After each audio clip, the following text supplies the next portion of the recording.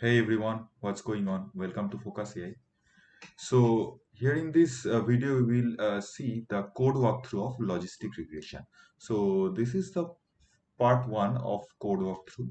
So here in this particular video, we will I will try to show you some specific cases. Okay.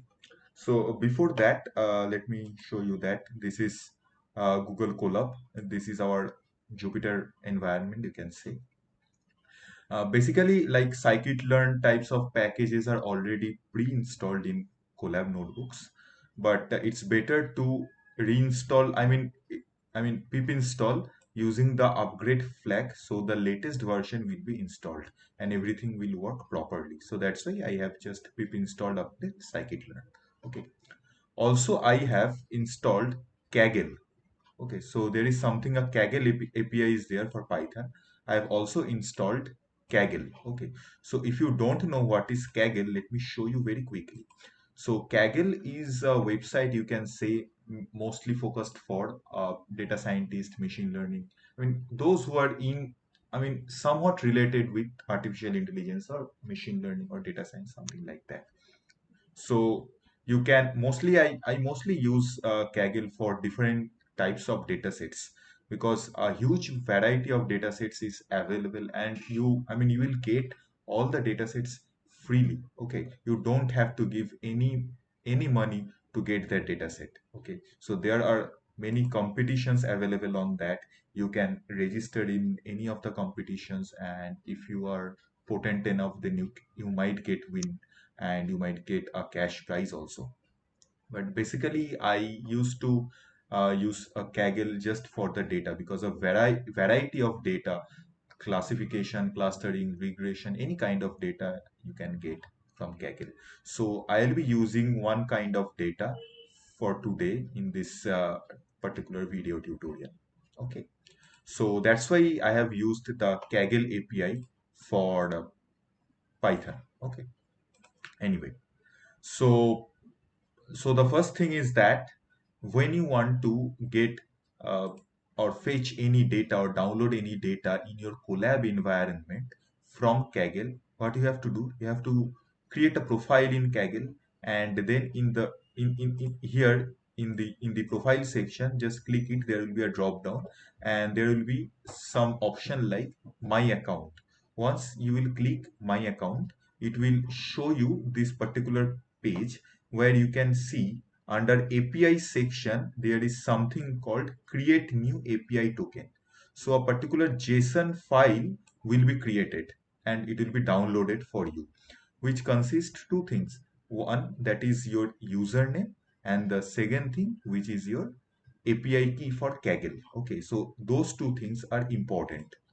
Why? Because once you get that, you have to just import OS and you have to export your username and Kaggle API key into your Colab environment using os.environ Kaggle username and os.environ Kaggle key. I mean, by the way, this os.environ is actually export a particular global variable into your Python environment or specifically here in this Colab environment. So once you have exported your username and Kaggle key, now you can readily use the Python Kaggle API to download the data. Okay.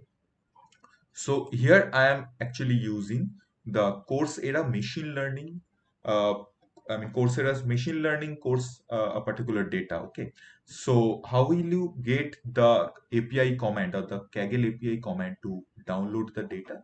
You just go to your data, whatever here I am using Coursera machine learning SU. You can get, you can go to any competition or any data sources. There will be a dot, right? Just click on this three dot. Just a minute. Just click on this three dot. There will be a drop down. Just copy the API command. Once you copy the API command, just paste it here and shift enter. So it will actually download the whole data set for that competition you are looking for. Okay. So I have done the similar thing. Kaggle dataset download minus D. Then this is the path from where the data will be downloaded. Okay. Once it is downloaded, I'm just unzipping it. Okay, so there are basically four files, unzipped files or text files. So I'll be using only this ex2 data2.txt just to show you one thing. Okay, so let me start here. So these are the imports that I am doing. I will come back here that what are the imports that I have done. But let me show you something. So if you remember, when I started logistic regression machine learning model, I told you that logistic regression assume one very fundamental thing before fitting the data set. It assumes that the data set or the classes should be linearly separable. So if you don't know what is linearly separable, say these are my positive classes, okay, and these are my negative classes. Okay, so now I can create a hyperplane. That hyperplane will almost separate my positive classes with negative classes, so that is called linearly separable. Because hyperplane or a simple plane or even a straight line, it is a linear decision surface, right? For logistic regression, the decision surface is linear because it's a plane, it's a line, it's a straight line, it's a hyperplane. So obviously it assumes that the classes are linearly separable. Okay. But then you might ask me, like, if the classes are not linearly separable, if the data distributions is self non-linear, cannot I mean can we not use logistic regression? Yes, we can use, but we have to do something called feature engineering. So you have to somehow modify the feature so that the after the transformation, the classes are linearly separable, or the data point distribution becomes linear. So you have to make our features modify in such a way that the nonlinear features will become linear. So that's why I am actually showing you this particular example. So this ex2 data2.txt contains similar kind of nonlinear data. So here we have feature 1 and feature 2, and this is our class level. So why I have taken a very small data set with only two features? Because I can show you the plot of both the features. Two features means two dimension, and it's always better to visualize two-dimensional data. So that's why I have taken this particular data set just to show you that how you can convert nonlinear features into linear features. Now, this is not the only way. This is one of the ways. Based on the data, actually, you have to do the transformation. So this is a very popular data set. That's why I have taken. You can visually see that how the nonlinear data is converted into, to some extent, linear, not absolutely linear, to some extent. Okay, anyway, let's dive into. So this is our data set. Okay. So once you plot the features, feature 1 versus feature 2, basically what you can see that the orange points are positive classes and blue points are negative classes. Maybe the other way around, I don't know. But anyway, oh yes, orange classes are positive and blue classes are negative.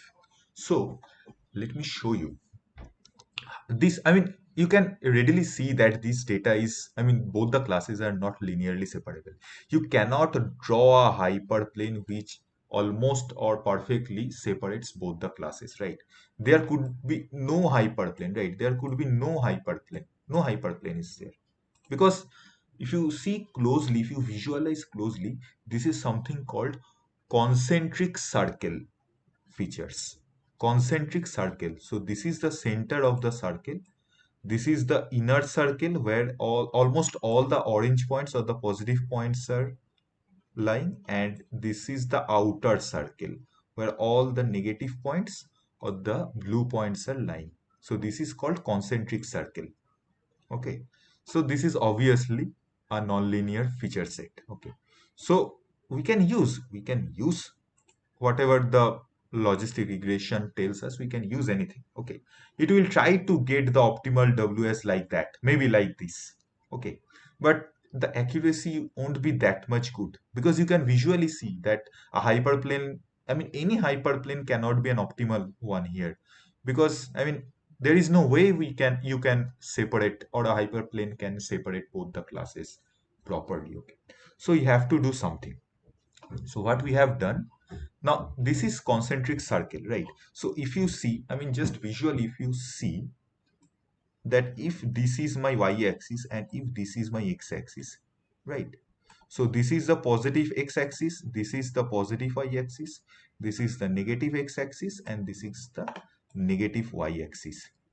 Now in all the quadrant, the data points are lying.